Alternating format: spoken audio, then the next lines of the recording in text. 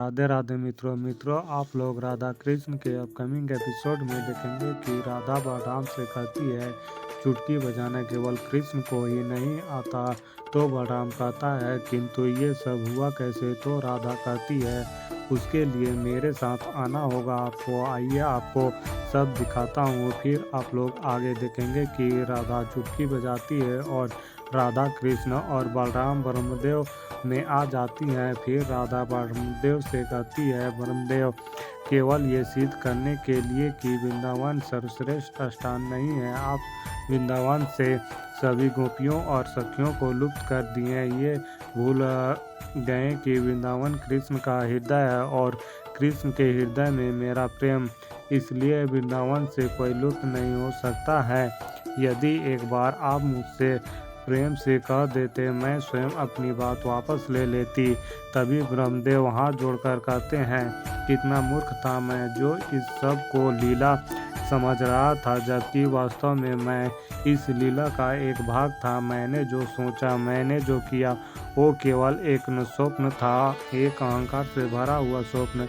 मुझे अपने अहंकार से मुक्त कर दीजिए, आपका बहुत बहुत आभार रहेगा। तो राधा कहती है यशोदा मैया को सबके समक्ष लाकर मैंने आपके साथ जो लीला की है उसके लिए मैं क्षमा चाहती हूँ। ब्रह्मदेव कहते हैं नहीं देवी, आपको क्षमा मांगने की कोई आवश्यकता नहीं है। सच कहूँ तो अब मैं भी स्वीकार करता हूँ कि वृंदावन सबसे सुंदर स्थान है जहाँ राधा रानी रहती है, जो स्वयं सही होते हुए भी क्षमा मांगने की मानता रखती है। इससे प्रतीत होता है कि आपके और श्री कृष्ण के हृदय में सभी के लिए अथाह प्रेम है। तभी कृष्ण कहता है सबसे महत्वपूर्ण बात जो आपको स्मरण रखनी होगी ब्रह्मदेव, वो ये कि किसी भी स्थान की सुंदरता इस बात पर निर्भर नहीं करती है कि वहाँ का दृश्य कैसा है, वहाँ कौन सी भौतिक वस्तुएं हैं, कैसा वातावरण है।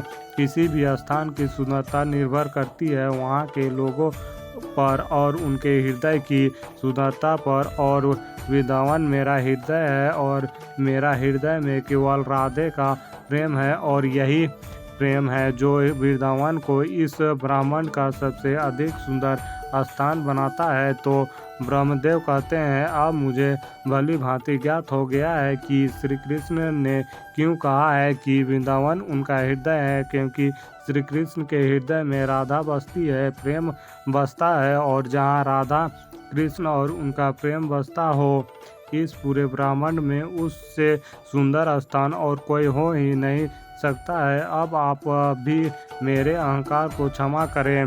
तभी राधा कहती है क्षमा करूँगा, किंतु मेरे एक मांग है। तो ब्रह्मदेव कहते हैं मैं आपकी हर मांग पूर्ण करने के लिए सज्ज हूँ, कहिए क्या चाहती हैं आप। तो राधा कहती है मेरा और कृष्ण का विवाह आप करवाएंगे। तो ब्रह्मदेव कहते हैं देवी यह तो मेरा सौभाग्य होगा, मैं आपको यह वचन देता हूँ कि देवी राधा कृष्ण का विवाह मैं स्वयं करवाऊंगा और तब समस्त संसार यह एक ऐसी विवाह का साक्षी होगा जो ब्राह्मण का सबसे विशेष और भव्य विवाह होगा। फिर आप लोग आगे देखेंगे कि माता पार्वती महादेव से कहती हैं अब तो स्वयं सृष्टि के रचयिता ब्रह्मदेव ने भी यह स्वीकार कर लिया है कि वृंदावन इस संसार का सर्वश्रेष्ठ स्थान है और क्यों ना हो संपूर्ण वृंदावन में राधा कृष्ण का प्रेम जो बसता है। तो महादेव कहते हैं जो सुखद बात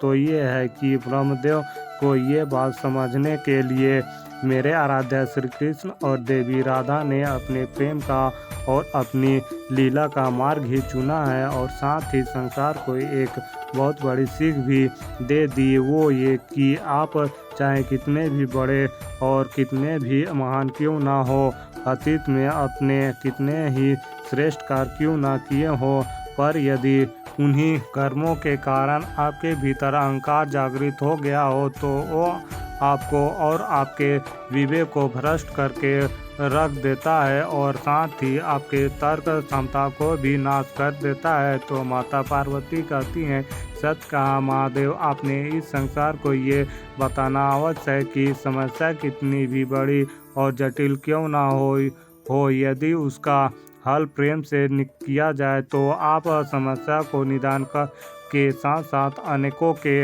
हृदय को भी जीत लेते हैं। जैसे राधा और कृष्ण ने ब्रह्मदेव को जीत लिया है, अब आप समस्त समस्याओं का समाधान हो ही गया है। तो चलिए महादेव और आप भी आने वाले विवाह की तैयारी की शुरुआत कर देते हैं। कृतिका को मनाना तो एक खेल मात्र होगा आपके आराध्या के लिए। तो महादेव कहते हैं, नहीं गौरी, ये कार्य इतना सरल नहीं होगा, अपितु ये कार्य अत्यधिक कठिन सिद्ध होगा। तो माता पार्वती कहती हैं, महादेव ये आप उपहास कर रहे हैं ना। कृष्ण जो अपनी बातों से और अपने व्यवहार से किसी का भी मन मोह लेते हैं, उनके लिए कृतिका को मनाना इतना कठिन क्यों होगा। तो महादेव कहते हैं, कठिन होगा गौरी, क्योंकि ये कोई साधारण विवाह नहीं है, राधा और कृष्ण का विवाह है और अभी तो कई और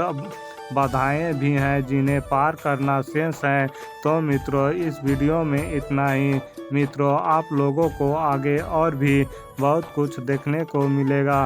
तो मित्रों, जल्द मिलता हूँ और एक नई वीडियो के साथ। तब तक के लिए राधे राधे।